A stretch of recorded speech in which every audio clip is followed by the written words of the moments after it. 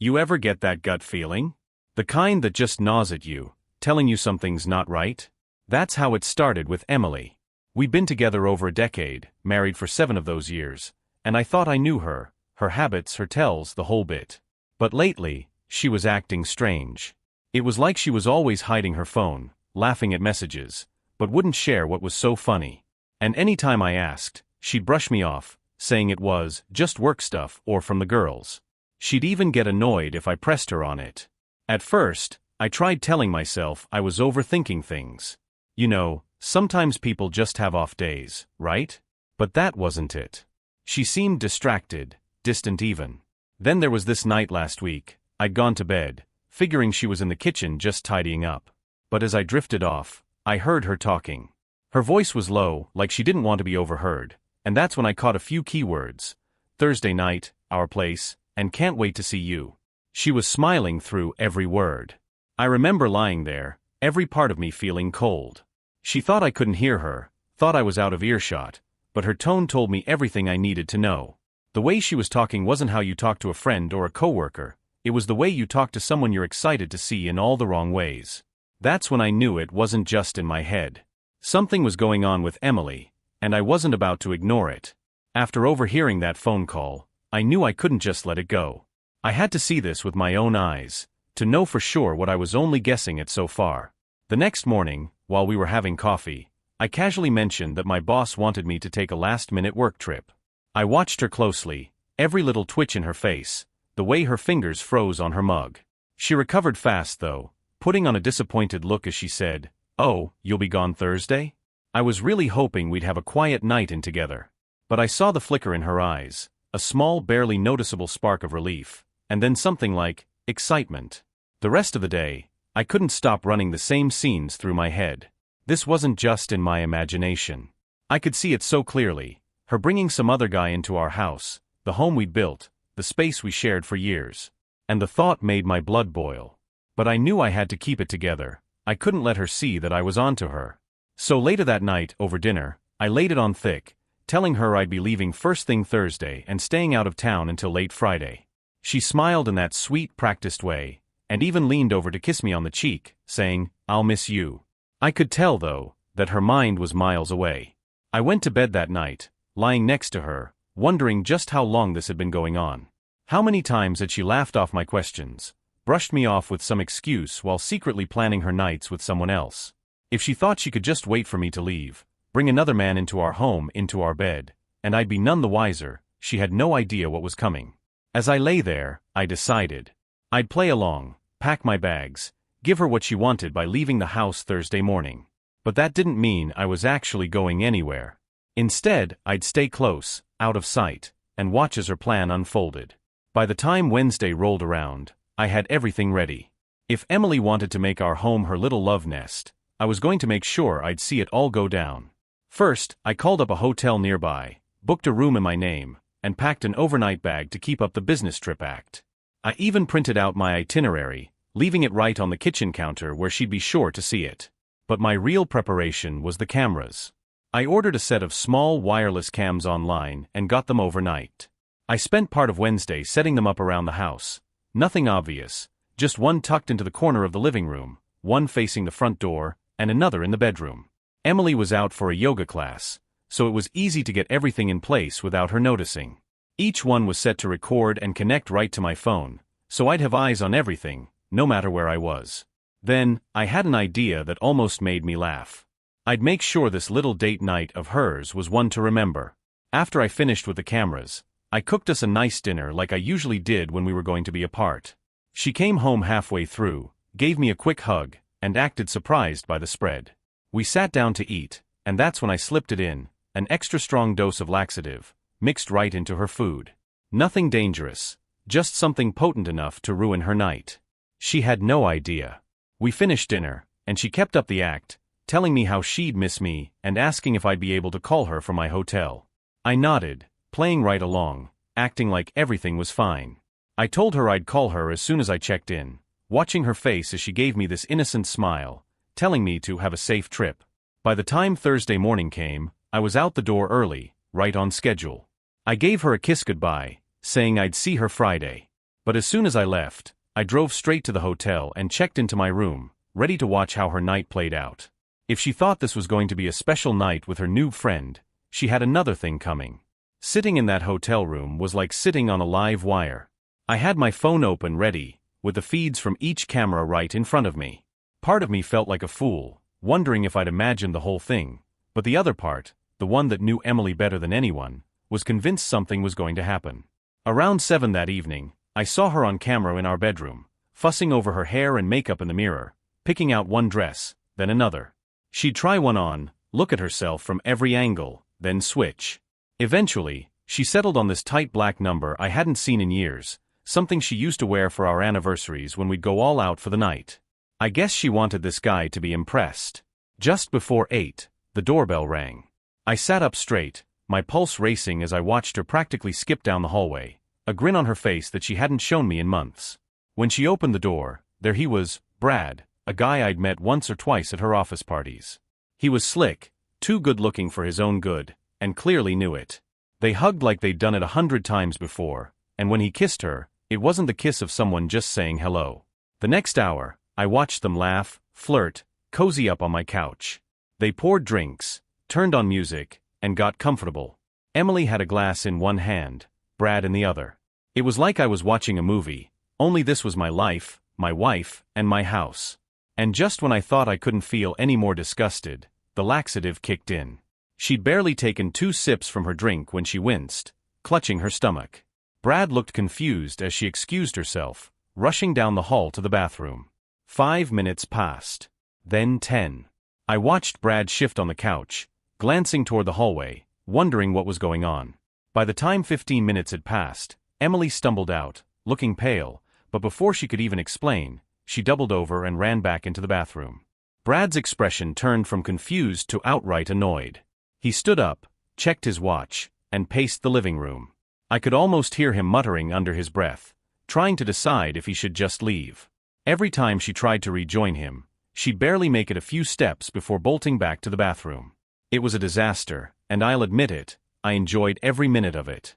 After nearly an hour of this, Brad finally got fed up. He muttered something I couldn't hear, grabbed his jacket, and left, slamming the door behind him. I sat back, letting out a breath I didn't know I'd been holding. The trap had worked.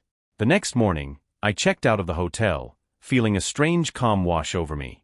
I drove back home, taking my time, half expecting Emily to try to put herself together before I walked through the door. But when I got there, the house was quiet, almost eerie. Emily was in the kitchen, looking haggard, her hair a mess, her makeup smudged from last night. She barely looked up when I walked in, muttering a tired, "Hey, how was your trip?" I shrugged, setting my bag down and watching her carefully. "It was fine," I said, taking in every detail of her.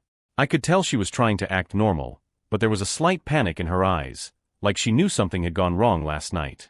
"Are you okay?" "You look tired," I said, leaning against the counter. She avoided my gaze, fussing with a mug of coffee she'd probably been nursing for hours. "Yeah, I just didn't sleep well," she mumbled, forcing a smile. I could tell she was waiting for me to disappear upstairs, like usual, but I stayed put.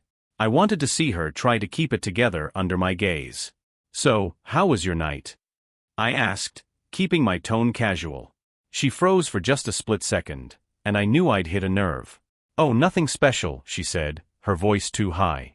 "Just caught up on some shows, you know, the usual." That's when I pulled out my phone, opening the app connected to the cameras. I watched her face as I played a clip from the previous night, the one where she opened the door for Brad. She heard his voice through my phone, her face going pale as she realized what I had on her. The color drained right out of her cheeks, and she stared at me, her mouth opening and closing like she was trying to find words. "You want to explain?" I asked, my voice low. The panic in her eyes was all the answer I needed.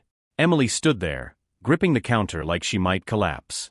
Her eyes darted to my phone, then back to me, mouth still open, but no words came out. I watched her, waiting, letting her dig for any excuse she could muster up.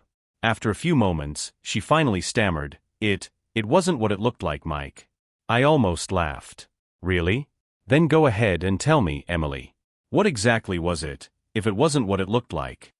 I held up my phone, showing the footage of her and Brad's cozy little moment on the couch, her head on his shoulder, his hand on her thigh. Because from where I'm standing, it looks exactly like you brought another man into our home. She shook her head, trying to grab the phone, but I pulled it back. Mike, please just let me explain, she said, her voice shaky. Brad, he's just a friend. He stopped by to talk. We've been going through some stuff, and I didn't want to bother you with it. Talk. I repeated, holding back my anger. That's the story you're going with? He just stopped by while I was conveniently out of town. Her face twisted as she struggled to keep the lie going. Yes. And I was going to tell you about it, but I didn't know how you'd take it. I didn't think you'd understand.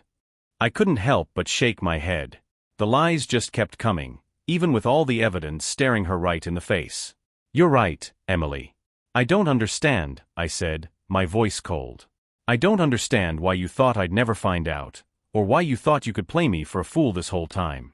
She looked like she was about to start crying, but I was past caring. It doesn't matter though, I continued, crossing my arms. Because I'm done. I already contacted a lawyer. I'll be filing for divorce, and I've got all the evidence I need. Her mouth dropped open, and this time, she was the one left speechless. After I dropped the bomb about the divorce, Emily just stood there, stunned. She tried to reach for me, tried to explain, but I was done. I didn't wait around to hear whatever excuse she was going to try next. I picked up my bag, walked right out of the kitchen, and headed for the guest room to pack a few more things. The anger had dulled into something colder, something clear. I knew what had to come next.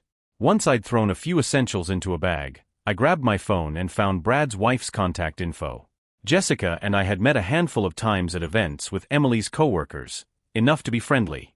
I wasn't sure how she'd react, but I figured she had a right to know. So I took a breath and sent her a message. Hi Jessica, this is Mike. I know this is out of the blue, but I need to talk to you about something important. It's about Brad and Emily. Could you give me a call when you have a moment? I didn't expect her to respond right away, but within minutes, my phone buzzed. I picked it up, and her voice came through, tense and confused. Mike? What's going on? Is everything okay? I felt a pang of sympathy for her. This wasn't going to be easy. Jessica, I don't know how to say this, but I think you deserve to know. Brad and Emily, they've been seeing each other behind our backs. I heard her take in a sharp breath, and the line went silent for a moment. Are you sure? She finally whispered, her voice cracking. I'm sure, I said, feeling the weight of it settle between us. I have proof. I can send it to you if you want, but I wanted you to hear it from me directly. She didn't speak for a few seconds. Then, in a steadier voice than I would have expected, she said, Thank you, Mike. I'll need some time to process this, but thank you for being honest. We ended the call, and as I set the phone down, a strange calm settled over me. It was out there now. I'd done what I needed to do, and somehow, it felt like I'd taken the first real step toward moving on. That night, I stayed at a friend's place, giving Emily space to stew in her choices. I barely slept, thoughts racing from relief to anger, imagining what Jessica might be going through, wondering what Emily was doing, how she was dealing with her mess now that her lies were laid bare. By morning, I'd made up my mind. I wasn't going to let her weasel her way back with apologies or excuses. Sure enough, the next morning, Emily's calls started coming in, one after another. I let them go to voicemail until finally, out of curiosity, I picked up. Mike, please, she started, her voice shaky and small. I know I messed up, I wasn't thinking. You have to understand, things haven't been right between us. I didn't know how to fix it. I gritted my teeth, trying to keep my voice steady. You didn't know how to fix it? So bringing Brad into our home was your solution. She started crying, but I'd already seen the tears coming. Mike, please. I'm sorry. I wasn't thinking straight. We can go to counseling, we can fix this. There's nothing left to fix, Emily, I cut in. I'm done. I already told you I'm filing for divorce, and that's what's going to happen. It's too late for apologies. She kept begging, but it was just background noise at this point. I hung up, feeling a strange sense of peace settle over me. The decision was final now, and no amount of her begging or crying would change that. I blocked her number for a while, figuring it was best to let her process her own actions without dragging me back into her mess. A few hours later, I got a message from Jessica. It was simple. Thanks for letting me know. I filed for divorce. Her message hit me harder than I expected, a mix of sadness and respect for her strength. I shot her a quick reply, offering my support if she needed it. To my surprise, she messaged back, thanking me again, saying it helped to know she wasn't the only one blindsided. In that moment, I felt like I'd finally found an ally in this mess, someone who knew the pain but wasn't defeated by it. Emily's affair might have blown my life apart, but maybe, just maybe, I was starting to see the path forward. The days that followed felt like a slow burn. I kept myself busy, setting up meetings with my lawyer, moving forward with the divorce papers, and sorting out the parts of my life that Emily had woven herself into. But every now and then, I'd get a text or a message from her, something pleading or promising she'd change. I left each one unread. There was no point in opening doors that were already shut. Meanwhile, Jessica and I started talking more. It was nothing heavy, just a few texts here and there, a quick check-in to see how we were holding up. She was struggling too, wrestling with the same feelings of betrayal, hurt, and disbelief. Sometimes, she'd send a message like, "Another rough day," or saw Brad's stuff in the hall and had to put it out of sight. It was honest, raw, and weirdly comforting. I felt like I finally had someone who got it, who wasn't trying to make me feel better or give me advice. She just understood. One night, about a week after the confrontation, she suggested we grab a coffee. I hesitated for a second, wondering if it was too soon, but then I realized I wanted to go. I wanted to sit with someone who wasn't going to judge me or tell me how to feel. So I agreed, and we met at this quiet little cafe downtown. When I walked in, she was already there, sitting by the window with her hands wrapped around a mug. She gave me a tired smile when she saw me, one that said she'd been through just as much as I had. We talked for hours, about everything. The betrayal, the anger, the awkwardness of moving forward when half of your life was suddenly missing. We laughed about how ridiculous Brad and Emily must have looked that night, her running to the bathroom every 5 minutes. And for the first time, I didn't feel weighed down by it all. I felt lighter, like maybe I wasn't just a guy who'd been cheated on but someone who could actually find some peace. Before we left, she put a hand on mine and said, "It helps to know I'm not alone in this, Mike." "Thank you." I nodded, feeling the same. In that moment, I realized that maybe, the future didn't have to be as bleak as it had felt that night I first overheard Emily's plans. After that night at the cafe with Jessica, something shifted. I stopped feeling so stuck in the past, like I was replaying everything over and over in my mind. Talking with someone who had gone through the same thing made it feel less like a personal failure and more like a rough chapter one could finally close. Of course, Emily wasn't giving up easily. She kept trying to call, sending these long-winded messages saying how sorry she was, how she was willing to do whatever it took to win me back. But every apology felt hollow, like she was sorry for getting caught, not for what she'd done. She even tried to bring up memories, like our first date, or vacations we'd taken together, as if that could somehow undo everything. After one particularly desperate message, I finally responded. "Emily, I'm done. I wish things hadn't come to this, but you made your choice. Now I'm making mine. Please respect that." I hit send and felt a huge weight lift, knowing I'd put the final nail in the coffin. That same evening, Jessica reached out again. She'd gotten similar messages from Brad, trying to weasel his way back into her life, promising he'd changed. She sent me a screenshot, and we both had a good laugh at how predictable he sounded. It was like they were following the same playbook, trying to claw their way back after realizing the grass wasn't greener on the other side. Over the next few days, Jessica and I found ourselves talking daily. We'd exchange updates on the divorce process, vent about the ups and downs, or just chat about random things. For once, the topic wasn't about Emily or Brad but about us, our own lives, our interests, even things we'd never had the chance to do because we'd been so focused on our marriages. Jessica mentioned she'd always wanted to take a road trip across the country, and I told her about this little cabin by the lake I used to go to as a kid, a place I hadn't thought about in years. Talking to her felt easy. Like maybe, just maybe, there was something worth looking forward to again. As the weeks rolled on, Jessica and I fell into a routine that neither of us had expected. We'd check in on each other throughout the day, sharing small victories and setbacks. Every call, every text, felt like a step forward, a small reminder that life didn't have to revolve around betrayal and broken promises. I started looking forward to hearing from her, knowing we didn't have to dance around the messy parts. We'd just been through too much to tiptoe around the truth. One Saturday, Jessica suggested we get out of town for the day. She said she needed a break from all the reminders of Brad, their favorite restaurants, mutual friends, even the places where they'd planned their future. I knew the feeling. Every corner of my home felt stained by what Emily had done, no matter how many times I'd rearranged furniture or packed away things that reminded me of us. So we agreed to take a drive. No plans, no itinerary, just escape. We ended up at a small lake about an hour outside town, a place she'd heard about but never had the time to visit. It was quiet and peaceful, with a few trails around the water and a small dock where people could fish. We sat on the edge of the dock, our feet dangling above the water, just talking about everything and nothing. The conversation drifted between the serious and the light-hearted, from the mess our lives had been to the hopes we were still clinging to. At one point, Jessica turned to me, her face soft but serious. "You ever think about what comes next?" she asked, almost as if she was afraid of the answer. I thought about it for a moment, looking out over the lake. I used to think that what came next was just moving on from her. That if I could just get past the anger and the betrayal, I'd be okay. But now, I paused, glancing at her. I don't know. I feel like maybe there's more to it than just letting go. Maybe it's about finding something worth looking forward to. She nodded, a small smile breaking through. I feel the same way. It's like I spent so much time being part of this we with Brad, and now it's just me. I'm still trying to figure out who that even is. The air between us shifted, something unspoken hanging there. We didn't need to talk about Emily or Brad, not right now.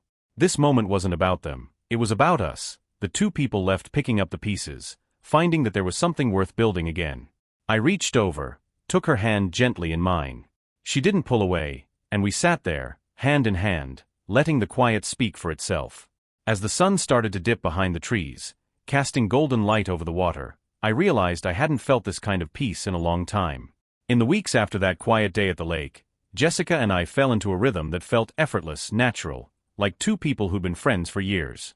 Our conversation started shifting from the pain of the past to ideas about the future, the things we wanted to do, places we'd never been.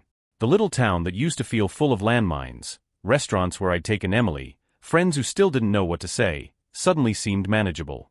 Jessica was there for the difficult parts, and slowly, I began to feel like I was gaining a new part of myself I hadn't known was missing. One evening, I invited her over for dinner. Nothing fancy, just pasta and a bottle of wine.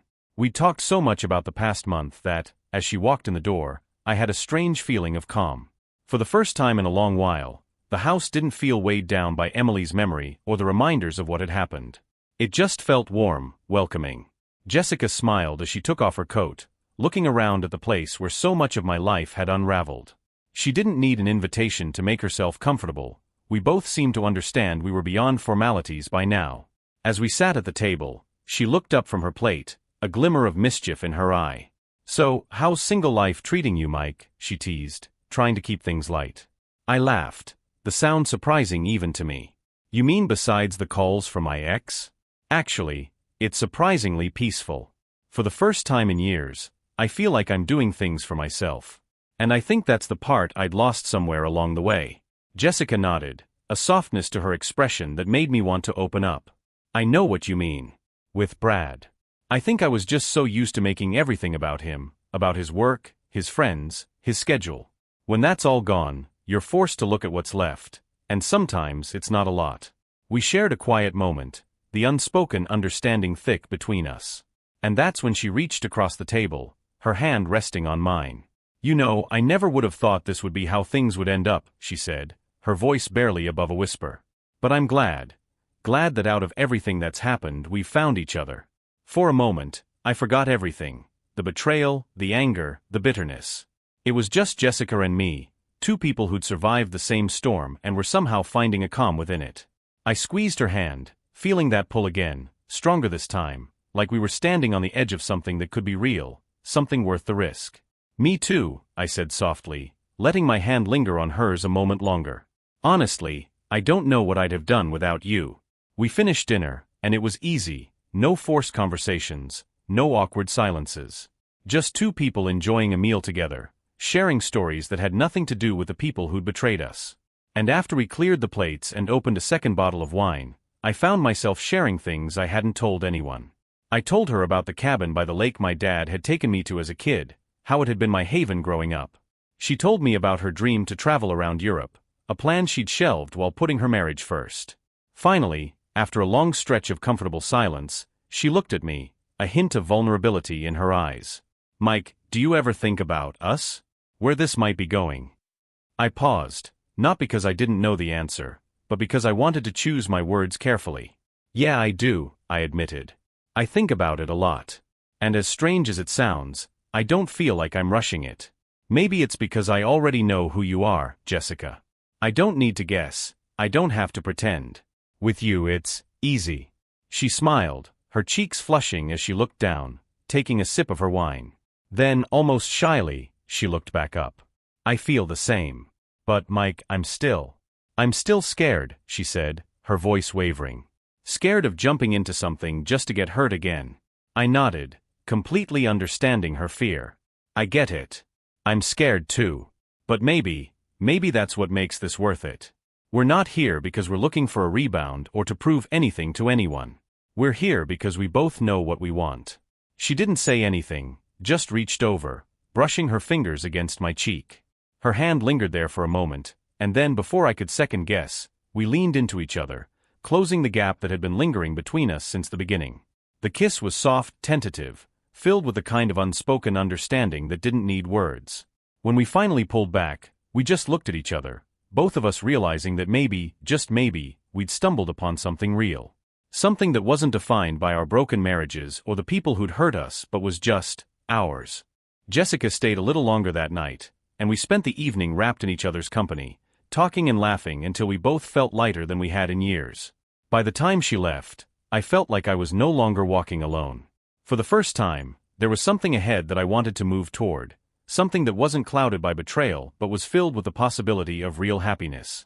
In the days that followed that night together, everything felt lighter. Jessica and I had crossed into something new, something that felt fragile but strong at the same time. It wasn't like some whirlwind romance or wild fling, but more like two people who were finding each other in the calm after the storm. For the first time in months, I was waking up with something like hope. Jessica and I didn't try to label what we had. We just took it day by day, checking in on each other, talking about work, about the little things we were learning to love again. But as we talked about our days and swapped stories about our lives before everything went wrong, I could feel a new part of my life starting to take shape. One afternoon, she called me up and asked if I wanted to come over. She said she'd been trying to go through old things she'd shared with Brad, trying to sort out what to keep and what needed to go. When I got there, her living room was covered with boxes, random piles of photos, old notes, and keepsakes. Jessica looked a little embarrassed, a framed photo of her and Brad in her hand. "I know I need to do this," she said, "but I keep second-guessing myself. Some things, I want to keep just because they were part of my life, even if that part's over." I walked in, taking off my jacket, and sat down next to her, grabbing a few of the photos she'd spread on the floor. I got it. That mix of nostalgia and bitterness, of wondering if you were throwing away good memories along with the painful ones. I glanced at the photo she held, one of her and Brad on their wedding day. They looked happy, caught in that strange bubble of time before betrayal and disappointment had crept in. "It's tough," I said, keeping my voice gentle. "You can't just pretend it all never happened, right? I know that with Emily, I don't regret everything. Just the way it ended." She nodded, a small sad smile playing on her lips. "I really loved him once. Sometimes I wonder if I could have done something different, seen things sooner, maybe prevented," she trailed off, the question hanging in the air. I reached out and took her hand. "Jessica, you loved him because you believed in him. You trusted him. It's not on you that he took that trust and threw it away. You were giving your best. That's nothing to regret." She squeezed my hand, her eyes glistening. "It's hard, you know, to think about trusting again. To know what's real when everything that seemed real turned out to be a lie." Her words hit me harder than I expected, stirring up things I thought I'd put to rest. We sat there, hand in hand, in the middle of a room full of reminders of our old lives, each of us dealing with the reality of having our trust shattered. It was messy, but it was ours to navigate. For the next hour, we went through her things together. Some items sparked laughter, a ridiculous souvenir from a long-ago vacation, an old crinkled love note that was more awkward than romantic. And some things hit harder, like the anniversary card Brad had given her just months before everything fell apart. It's so strange, she said, running her finger along the handwriting. How someone can make promises they don't intend to keep. I nodded, knowing exactly how that felt. But I could see her healing, bit by bit, as we went through it all together. We threw out some things, kept others, and eventually, we were down to just one small pile of items she couldn't let go of yet.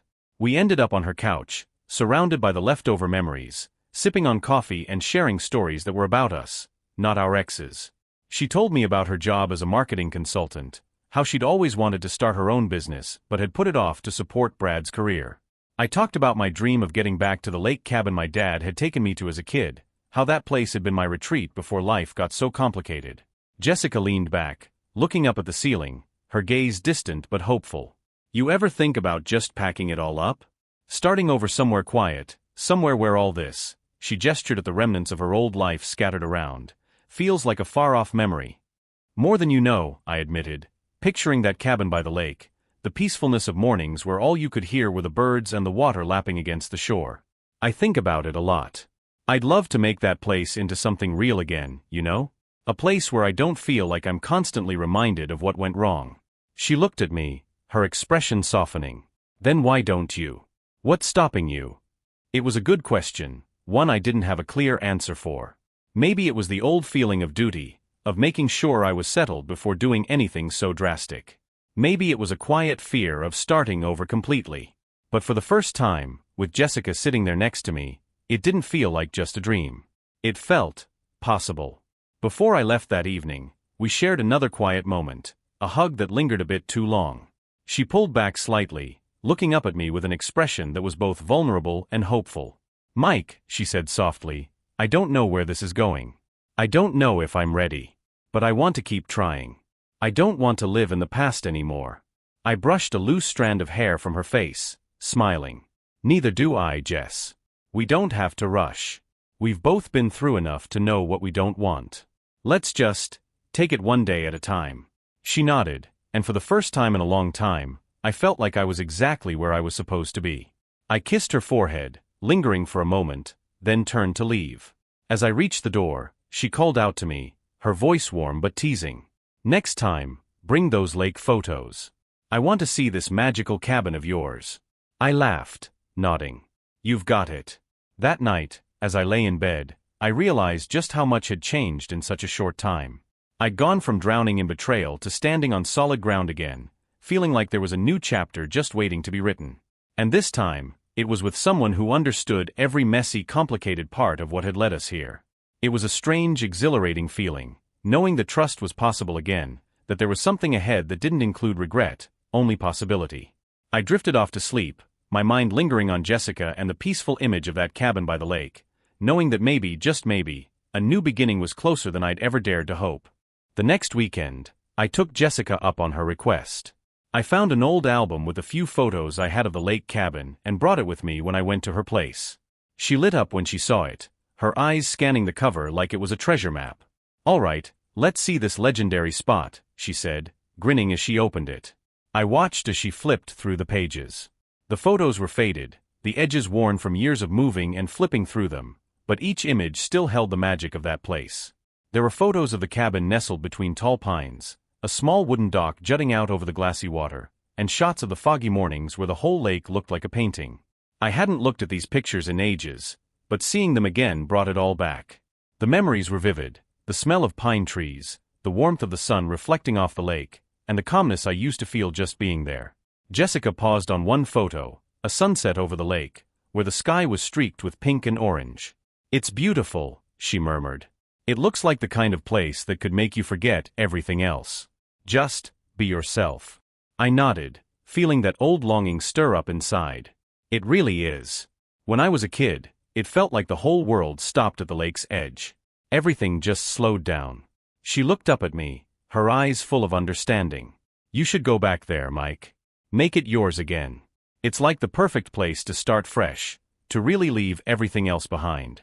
I sat back, mulling over her words. For years, the cabin had felt like a part of my past, something to remember, but never to actually go back to. But now, with Jessica sitting there, encouraging me, it felt like a real possibility. I've thought about it, I admitted. Especially lately. But there's part of me that feels like, I don't know, like it's too big a step to take alone. Jessica's eyes softened, and she reached over, taking my hand in hers. You don't have to go alone. I'd love to see it someday, you know, if you'd have me. Her words hit me straight in the chest. I felt a warmth I hadn't felt in a long time, something almost too good to be real. I'd like that, I said, my voice a little shaky. Actually, I'd like that a lot.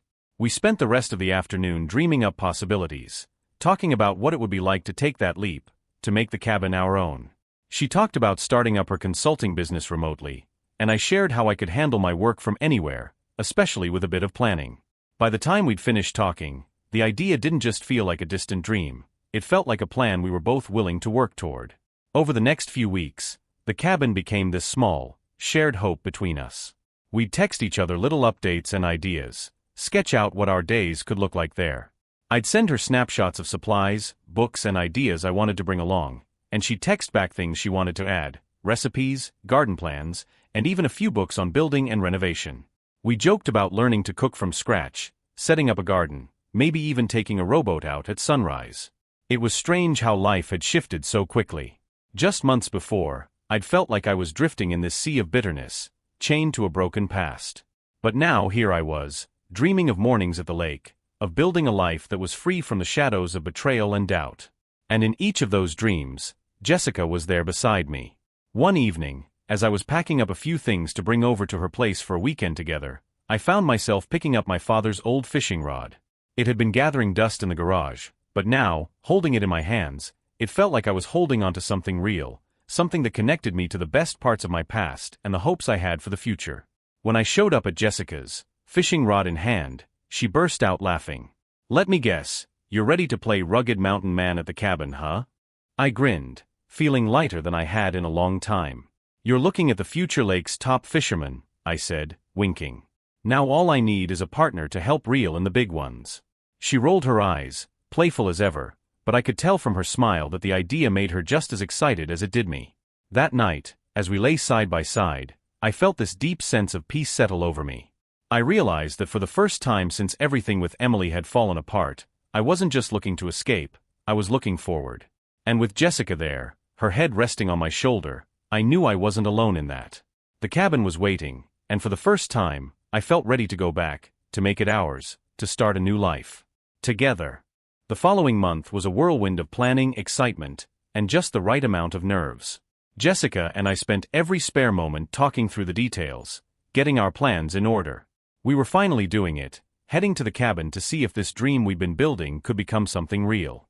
Every time I imagined it, the vision got clearer, mornings on the lake, quiet evenings, the freedom of a life that was finally ours to shape. I drove up first with a few bags of essentials, taking the winding road through the pines to get a feel for the place again. It had been years since I'd been there, and seeing it brought back a flood of memories. The cabin looked just as I remembered, nestled between the trees, with a lake shimmering quietly in the distance, like it was waiting for us to pick up where we'd left off. Jessica arrived later in the afternoon, stepping out of her car with this look of awe and excitement that mirrored my own. She paused, taking in the tall trees, the rugged charm of the place, and the view of the lake that stretched out behind the cabin. "Mike, it's perfect," she said, her voice full of wonder. "I can see why this place means so much to you." We spent the first couple of days settling in, figuring out the rhythms of cabin life together. We didn't have Wi-Fi, no streaming, no notifications. It was just us, the lake, and the stillness. There was something deeply peaceful about it, like we'd left the chaos of our old lives behind with each mile we drove. We took walks through the trees, talking about everything under the sun, from the big stuff like our dreams to the small things that had shaped us.